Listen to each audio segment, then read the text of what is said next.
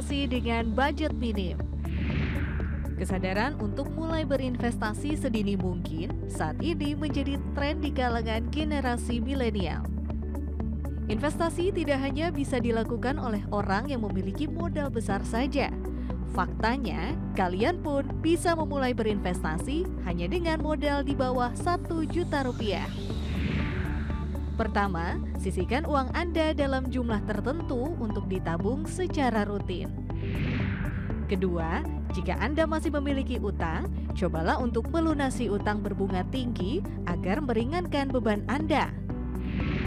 Ketiga, manfaatkan rencana pensiun agar alokasi keuangan Anda tetap aman untuk berinvestasi. Keempat, jangan lupa untuk perhatikan tingkat risiko yang aman bagi keuangan Anda.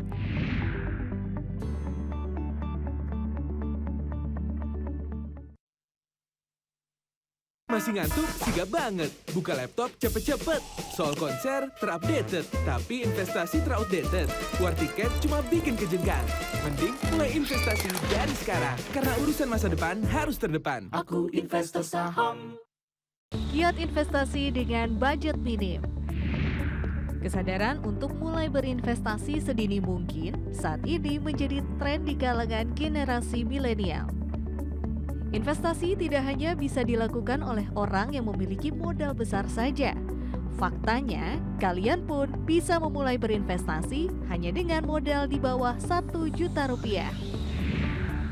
Pertama, sisihkan uang Anda dalam jumlah tertentu untuk ditabung secara rutin. Kedua, jika Anda masih memiliki utang, cobalah untuk melunasi utang berbunga tinggi agar meringankan beban Anda.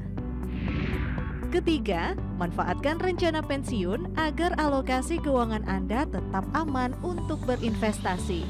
Keempat, jangan lupa untuk perhatikan tingkat risiko yang aman bagi keuangan Anda.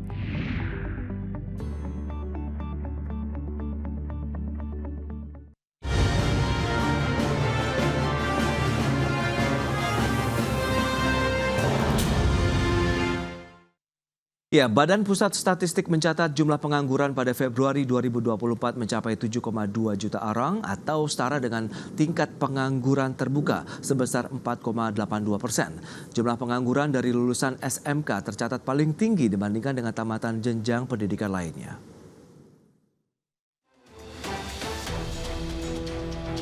Badan Pusat Statistik mencatat jumlah pengangguran pada Februari 2024 mencapai 7,2 juta orang atau setara dengan tingkat pengangguran terbuka sebesar 4,82%. Jumlah tersebut mengalami penurunan jika dibandingkan dengan periode yang sama pada tahun lalu sebanyak 7,99 juta orang. Adapun jumlah pengangguran dari lulusan SMK masih merupakan yang paling tinggi dibandingkan tamatan jenjang pendidikan lainnya, yaitu sebesar 8,62%.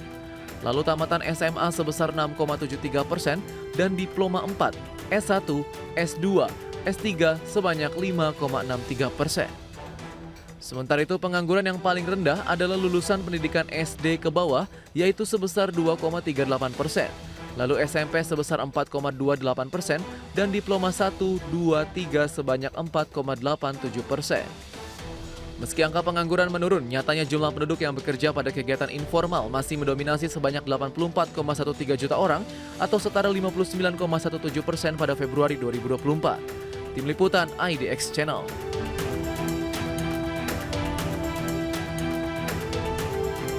Menteri Ketenagakerjaan Ida Fauzia menyebutkan kondisi ketenagakerjaan saat ini terus menunjukkan perbaikan pasca pandemi COVID-19. Tingkat pengangguran terbuka pada tahun 2024 dapat ditekan menjadi 4,82%. Meski demikian, Ida mengakui separuh dari angkatan kerja dan penduduk bekerja masih berpendidikan SMP ke bawah. Tingkat pengangguran lulusan SMA, kemudian SMK dan perguruan tinggi juga relatif cukup tinggi.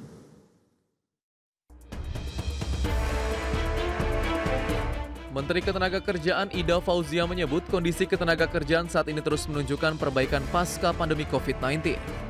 Dengan upaya penanganan pandemi dan pemulihan ekonomi yang kolaboratif serta disertai dengan penciptaan lapangan kerja akibat tumbuhnya investasi, tingkat pengangguran terbuka pada 2024 dapat ditekan menjadi 4,82%. Capaian tersebut perlu didorong dengan kebijakan dan regulasi yang solutif, responsif dan adaptif, serta kerja kolaboratif untuk menciptakan iklim ketenagakerjaan yang inklusif dan berkelanjutan. Ida pun menegaskan pihaknya menyadari tantangan pasar kerja semakin dinamis. Alhamdulillah, kondisi ketenagakerjaan saat ini terus menunjukkan perbaikan pasca pandemi COVID-19. Sebagaimana kita ketahui, saat pandemi pertama kali memukul kehidupan sosial ekonomi kita, tingkat pengangguran terbuka mencapai 7,07% pada tahun 2020. Seiring dengan upaya penanganan pandemi dan pemulihan ekonomi yang kolaboratif, disertai dengan penciptaan lapangan kerja akibat tumbuhnya investasi, tingkat pengangguran terbuka pada Februari 2024 dapat kita tekan menjadi 4,82%. Ini merupakan tingkat pengangguran terendah setidaknya pasca reformasi. Namun, saat ini Ida juga menyampaikan separuh dari angkatan kerja dan penduduk bekerja masih berpendidikan SMP ke bawah, tingkat pengangguran lulusan SMA, SMK, dan perguruan tinggi juga relatif cukup tinggi. Kondisi itu menyiratkan persoalan adanya mismatch antara supply dan demand pasar kerja masih menjadi pekerjaan rumah yang harus diselesaikan. Melihat tantangan tersebut, pemerintah telah mengeluarkan Perpres nomor 68 tahun 2022 tentang revitalisasi pendidikan vokasi dan pelatihan vokasi yang menjadi batu loncatan dalam membangun ekosistem link and match di pasar kerja. Juga membangun dan mengorkestrasi sistem informasi pasar kerja yang merupakan pilar penting dari kelembagaan pasar kerja. Tim Liputan IDX Channel.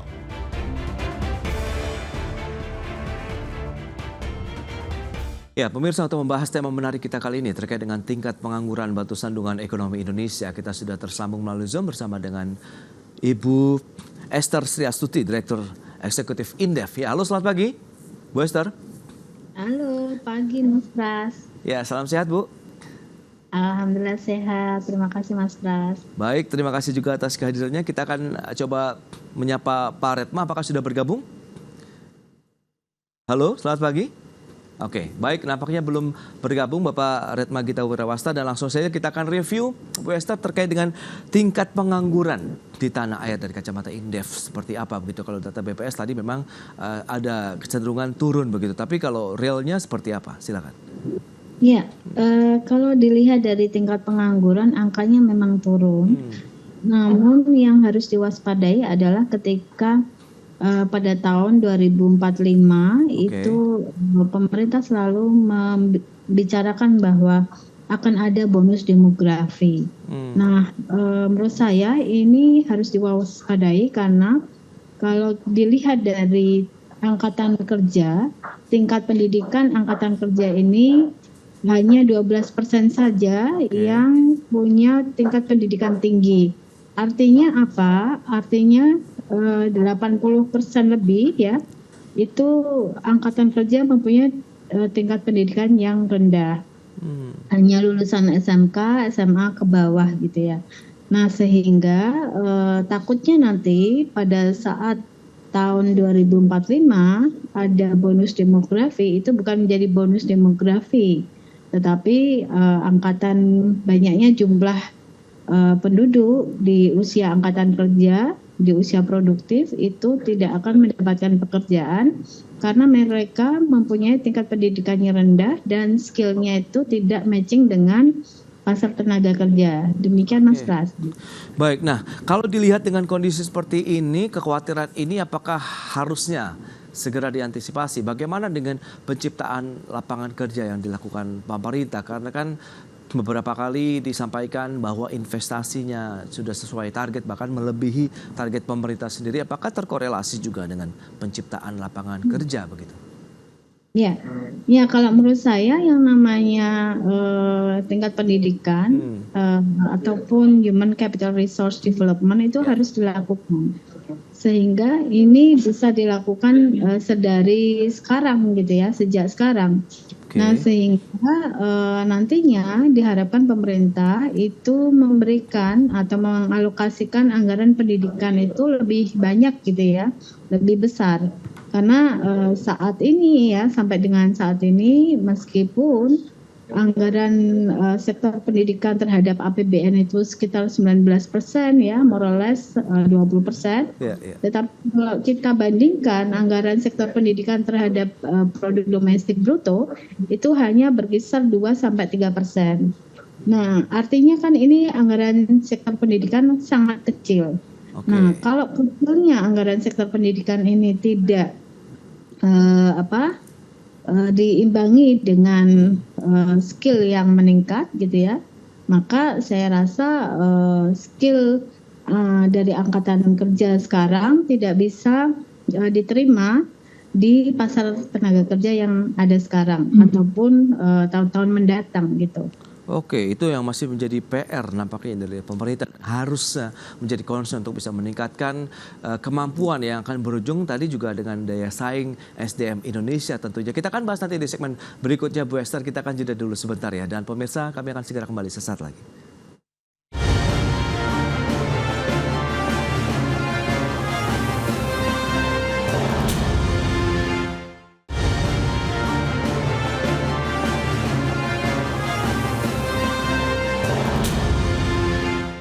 Ya, terima kasih Anda masih bergabung bersama kami dalam Market TV dan kita akan lanjutkan kembali perbincangan bersama dengan Ibu Esther Sri Astuti, Direktur Eksekutif Indef. Baik, Bu Esther, nah kalau kita bicara mengenai tantangan, ini menarik. Dari sisi sektor usaha, BPS melaporkan bahwa lapangan usaha yang mengalami peningkatan terbesar, akan saya sampaikan ini terkait dengan penyediaan akomodasi dan penyediaan makan minum sebesar 0,96 juta orang. Nah, analisis Anda bagaimana melihat sektor seperti ini yang justru mengalami peningkatan dibandingkan dengan sektor lain yang mungkin diharapkan padat karya begitu misalnya? Silakan. Iya, ini saya tidak heran ya dengan adanya penciptaan lapangan pekerjaan saat ini lebih banyak pada sektor akomodasi dan food and beverage. Namun kedepannya kita harus mengantisipasinya lagi karena adanya digital economy dan green economy. Oke. Pada saat itu nanti kita akan melihat ya beberapa pekerjaan itu sudah tidak dibutuhkan lagi saat itu, tetapi ada beberapa pekerjaan yang baru yang nanti tercipta karena adanya pengembangan dari digital economy dan green economy. Nah, kalau dari sisi kesiapan tenaga kerjanya sendiri Indonesia, kalau memang nanti akan diarahkan ke digital economy, green economy, sementara sekarang saja yang diharapkan investasi yang masuk itu kan di sektor padat karya, tapi kan kebanyakan juga padat modal yang kaitan erat dengan teknologi, Bu Esther.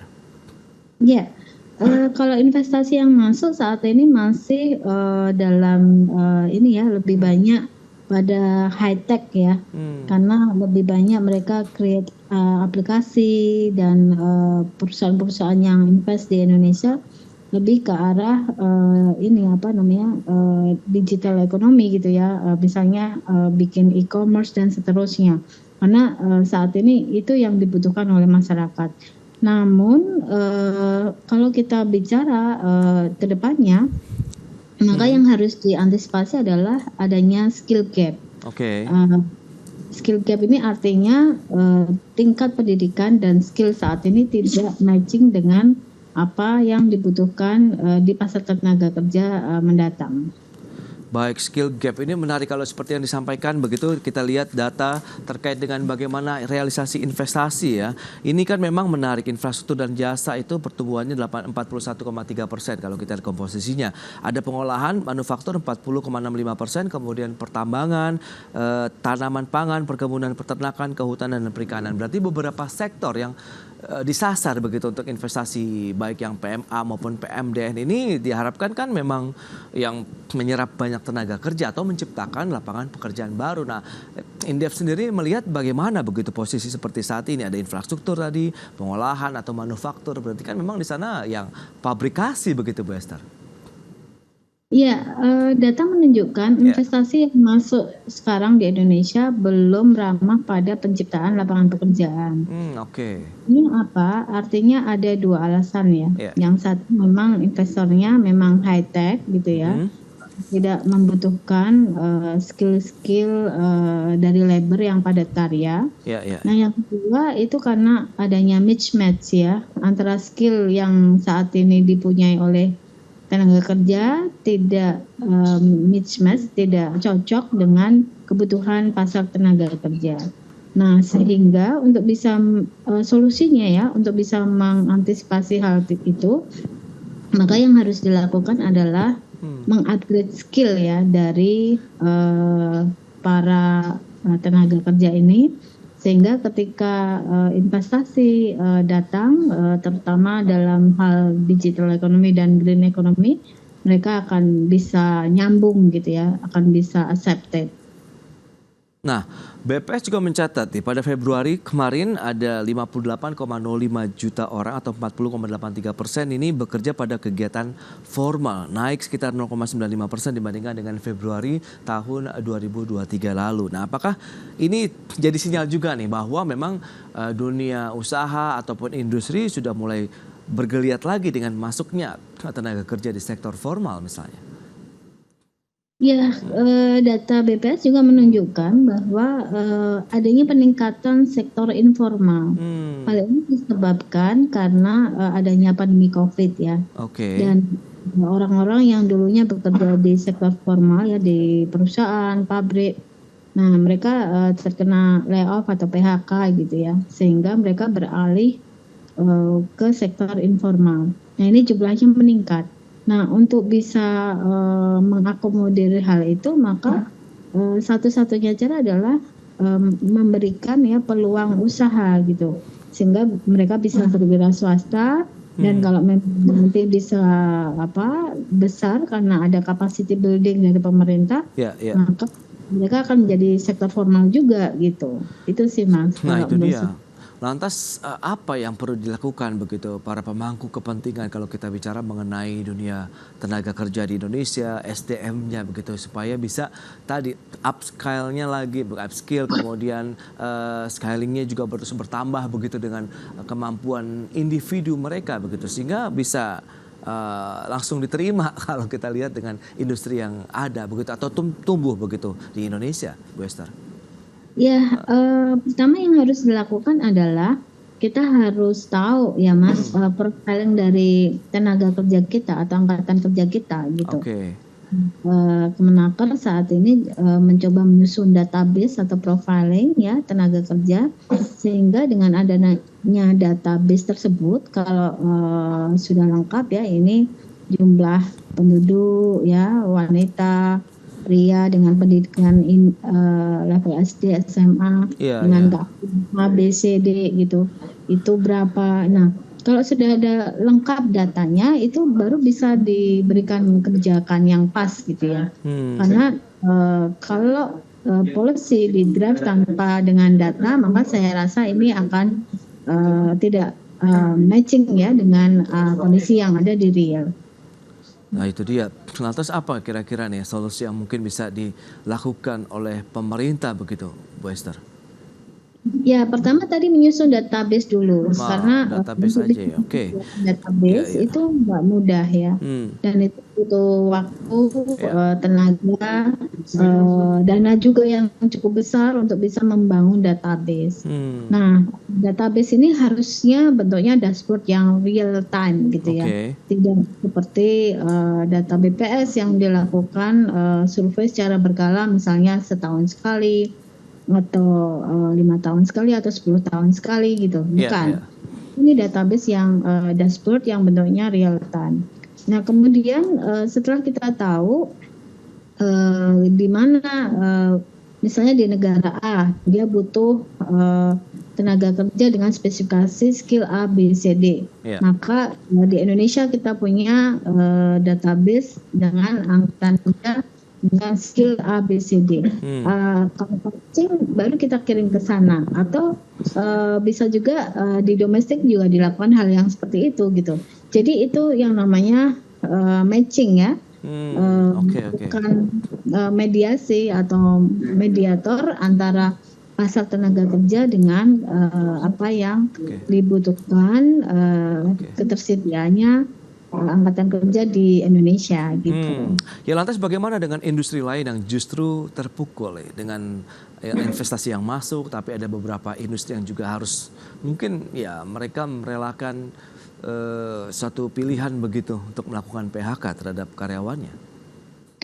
Nah kalau itu hal yang lain lagi gitu ya, karena suatu perusahaan atau pabrik gitu mereka tutup itu sebenarnya itu last option ya. Artinya alternatif yang terakhir yang mereka harus lakukan. Nah untuk bisa mengendorse atau encourage agar perusahaan itu tidak tutup, maka kebijakan pemerintah seharusnya bisa memberikan ruang yang lebih luas gitu ya. Contohnya misalnya ketika mereka kesulitan, maka akan ada relaksasi kredit ya, relaksasi pajak atau kebutuhan-kebutuhan fasilitas yang lainnya yang bisa membuat mereka lebih bernafas gitu, Mas. Baik, itu dia. Berarti memang tantangan dari dunia tenaga kerja, proyeksi Anda begitu ke depan masih akan tetap berliku? Paling tidak sampai dengan akhir tahun nanti juga ada transisi ke kepemimpinan nasional, Bu Esther? Iya, betul. Nah, itu adalah tantangan ya, karena persoalan ini sebenarnya tidak muncul begitu saja, tetapi ini sudah persoalan yang lama ya. Karena itu bisa dibuktikan dengan posisi Indonesia yang lebih dari 25 tahun, 30 tahun untuk bisa keluar dari middle income trap. Nah ini persoalan sumber daya manusia yang tidak dibangun gitu ya. Beda dengan yang sekarang dilakukan. Pemerintah lebih pada kebijakan-kebijakan yang populis, tidak bersifat sustain atau jangka panjang gitu. Jadi ini adalah persoalan besar yang harus diberikan solusinya. Baik, itu dia menarik. Berarti isu-isu keberlanjutan pun juga seharusnya menjadi perhatian dan implementasi dari pemerintah ya untuk dunia tenaga kerja di Indonesia begitu. Sehingga bagaimana untuk penciptaan lapangan kerja, serapan tenaga kerja di Indonesia sehingga tidak ada lagi mungkin masyarakat kita yang menganggur dalam jumlah besar. Di satu sisi kita bisa meningkatkan lagi skill ataupun keahlian yang sesuai dengan kebutuhan dunia kerja di Indonesia. Bu Esther, saya sekali waktu terbatas ini. Terima kasih banyak atas waktu sharing dan informasi yang sudah Anda sampaikan kepada pemirsa hari ini. Selamat melanjutkan aktivitas Anda kembali. Salam sehat, Bu Esther. Terima kasih. Salam sehat selalu. Baik pemirsa, ketahui kinerja perusahaan tercatat langsung dari manajemen internal emiten. Ikutilah Public Expose Live 2024 yang kali ini kembali digelar oleh IDX Channel.